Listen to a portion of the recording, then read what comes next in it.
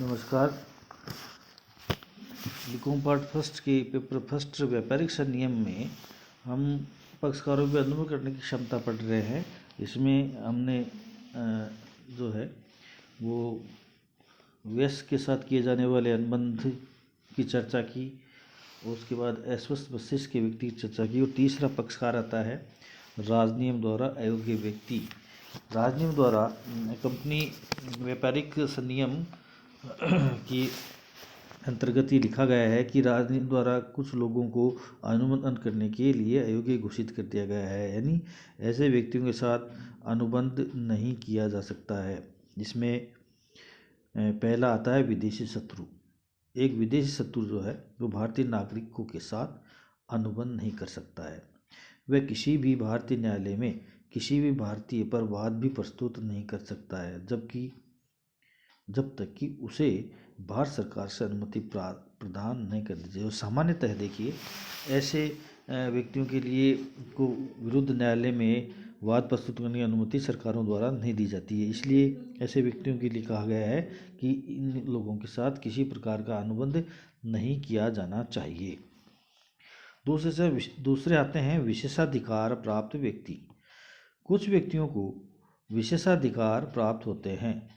राष्ट्राध्यक्ष एवं विशिष्ट व्यक्ति, जैसे मान लो राष्ट्रपति, किसी देश का सुल्तान, प्रधानमंत्री, मंत्री, राजदूत या कोई कूटनीतिक अधिकारी है, वो इस श्रेणी में आता है। भारत में भी इन पर बात प्रस्तुत करने से पूर्व सरकार से अनुमति लेनी होती है।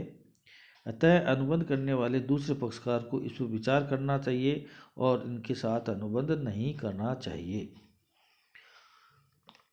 क्योंकि देखिए, राजनियम द्वारा अयोग्य घोषित व्यक्तियों के बारे में जो ये व्यवस्था दी गई है, इसका सीधा सा अर्थ ये है, क्योंकि ये कानून की बात है और यदि इन कोई भी पक्षकार अपने दायित्वों को पूरा नहीं करता है तो उसके विरुद्ध न्याय के लिए न्यायालय की श्रेणी में जाना होता है।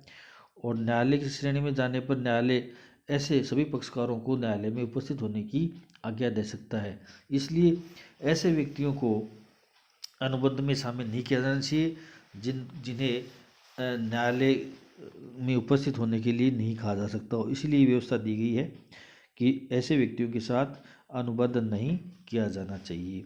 इसके अलावा देखिए, कृत्रिम व्यक्ति, आर्टिफिशियल पर्सन कौन होते हैं? कुछ कृत्रिम व्यक्ति होते हैं जिन्हें प्रकृति द्वारा जन्म नहीं दिया जाता है, बल्कि विधान द्वारा कृत्रिम रूप से निर्मित किया जाता है। ऐसे व्यक्तियों में पंजीकृत कंपनियां, स्थानीय निकाय, लोकल बॉडीज को कहते हैं, निगम यानी कॉरपोरेशन आदि सम्मिलित है। ऐसे कृत्रिम व्यक्ति स्वयं अनुबंध नहीं कर सकते।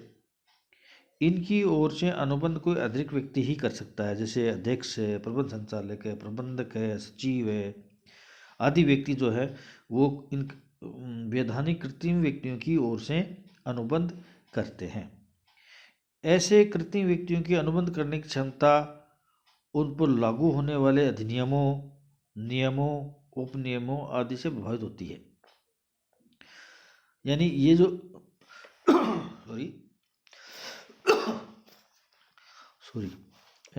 कहने का मतलब है कि जो वैधानिक कृत्रिम व्यक्ति हैं वो जो उनको निर्मित किए जाते हैं, उस वक्त उनके कुछ नियम में, कानून कायदे से वो बंधे होते हैं, सभी के नियम में उपनियम बने होते हैं।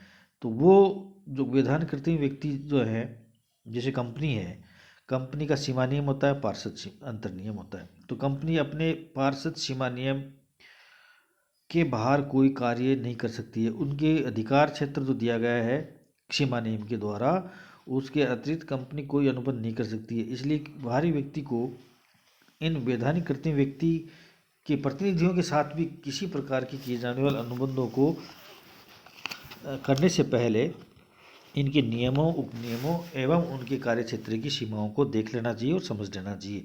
उसके बाद ही अनुबंध किया जाना चाहिए। यदि कोई वैधानिक कृत्रिम व्यक्ति का प्रतिनिधि यदि कंपनी के उस वैधानिक कृत्रिम व्यक्ति के सीमा नियम के अंतर्गत या उसकी सीमा से बाहर या जो अधिकार क्षेत्र में नहीं है वो कार्य करने का अनुबंध कर रहे हैं, तो उसके लिए वैधानिक कृत्रिम व्यक्ति जिम्मेदार नहीं होते हैं, बल्कि वो लोग जिम्मेदार होते हैं जो ये कार्य करते हैं।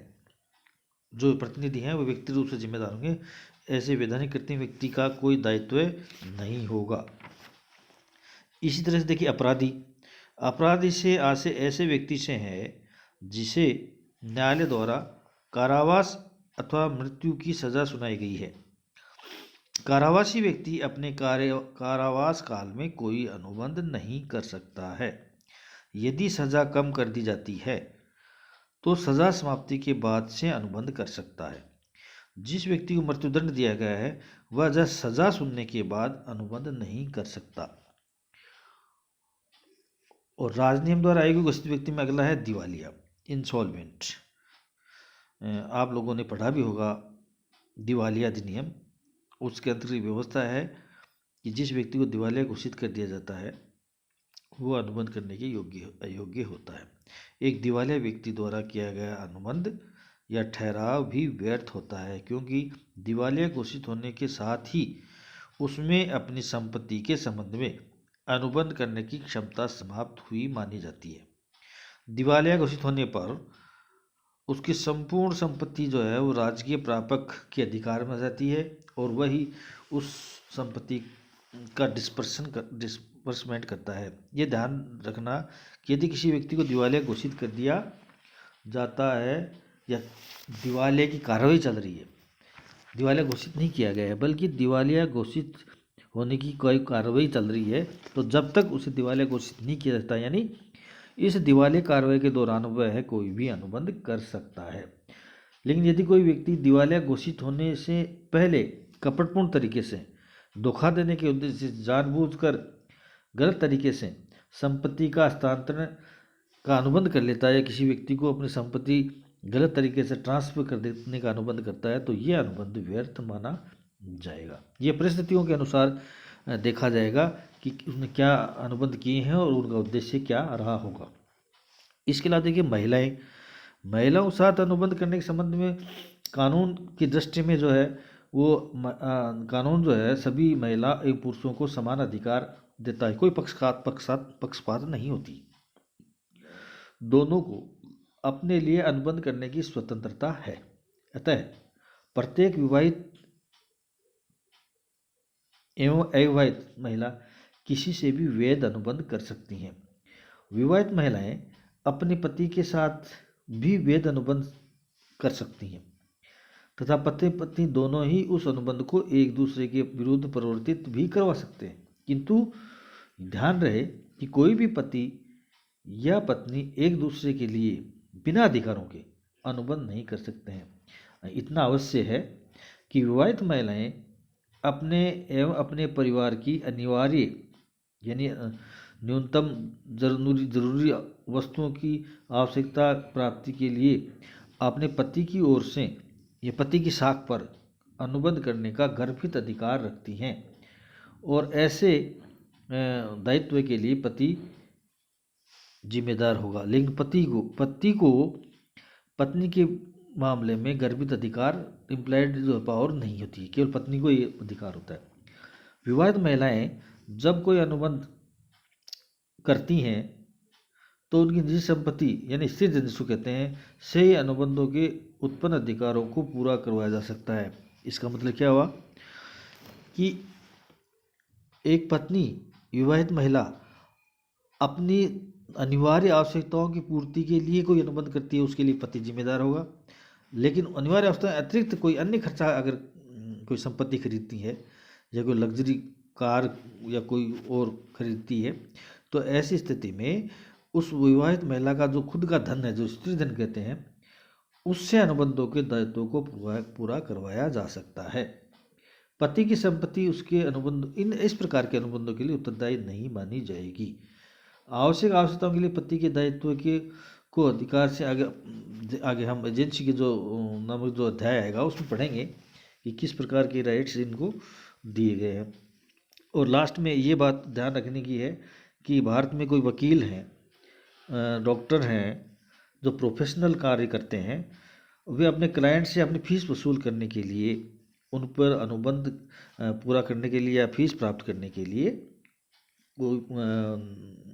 वाद प्रस्तुत कर सकते हैं, अभियोग चला सकते हैं। इस पर कोई प्रतिबंध नहीं होता है। तो इस प्रकार से पक्षकारों पर अनुबंध करने की क्षमता का यूनिट चैप्टर पूरा होता है। अब हम देखेंगे फ्री कंसेंट क्या है।